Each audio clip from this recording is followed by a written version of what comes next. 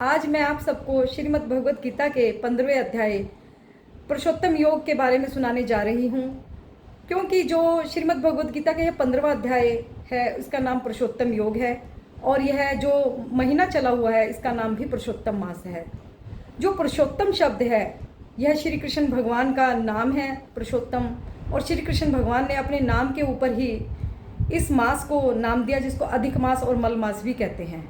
और जो श्रीमद् भगवद गीता का 15वां अध्याय है उसको भी श्री कृष्ण भगवान ने अपना नाम दिया पुरुषोत्तम योग। तो जो इस महीने पुरुषोत्तम योग श्रीमद् भगवद गीता के 15वें अध्याय का अध्ययन करता है, श्रवण करता है और दूसरों को सुनाता है, उसको बहुत ज़्यादा, ऐसे करने वालों को बहुत ज़्यादा पुण्य की प्राप्ति होती है।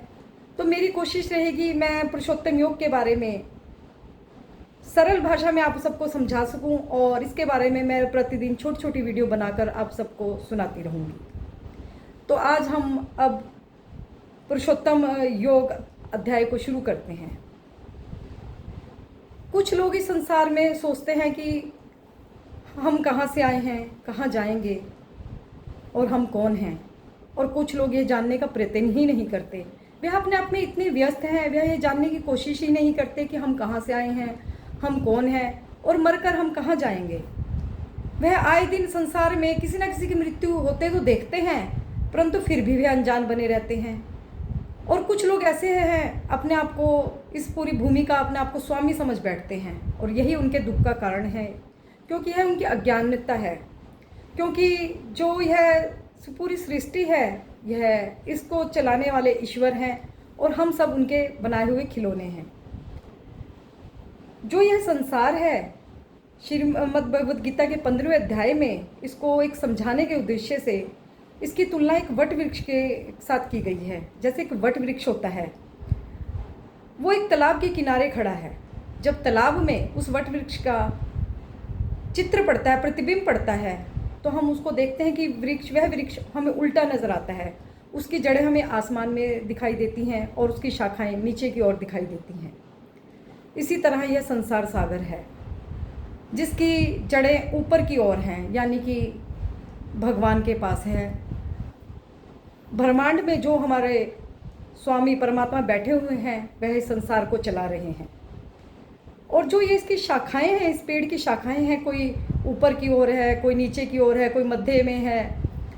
यह इस संसार में जीवों की योनियां हैं। सबसे ऊपर मनुष्य योनि है, फिर अलग अलग पशुओं की, जलचर, थलचर, अलग अलग पक्षियों की योनियां हैं। जो इनका पालन पोषण हो रहा है ऊपर से हो रहा है। जैसे कि इसमें प्रतिबिंब में दिखाया गया कि जड़ें इस पेड़ की ऊपर की ओर हैं, और जो इस पेड़ की पत्तियां हैं वह वेद शास्त्रों की वाणी है, जो हमें बार बार समझाती हैं, आगाह करती हैं। फिर इसमें एक जो वट वृक्ष में एक जड़ें सी दिखाई देती हैं जो नीचे की तरफ भूमि में जाती हैं।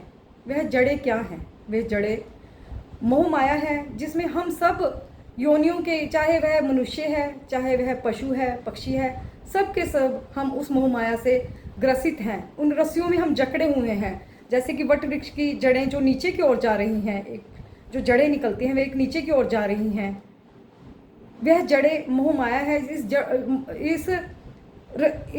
जड़ रूपी रस्सी से हम सब जकड़े हुए हैं। तो यह हम आए दिन किसी ना किसी की मृत्यु को होते हुए देखते हैं, फिर भी हम अनजान बने रहते हैं। फिर भी हम अपने बारे में सोचने का प्रयत्न नहीं करते कि हम कहाँ से आए हैं, कहाँ जाएंगे, हम कौन थे। यह हमें ज्ञान कैसे प्राप्त हो सकता है? यह हमें भजन, कीर्तन, भगवान की कथाएं सुनने से, श्रवण करने से प्राप्त हो सकता है। और जो इस पेड़ को, इसकी शाखाओं को, इसकी ये जो मोह रूपी रस्सी है, इसको हम कैसे काट सकते हैं? हम वैराग्य रूपी तलवार से काट सकते हैं। यहाँ पर श्रीमद् भगवद गीता के 15वें अध्याय का एक पहरा पूरा हो जाता है। आगे की वीडियो मैं आगे बनाऊंगी। जय जय श्री राधे।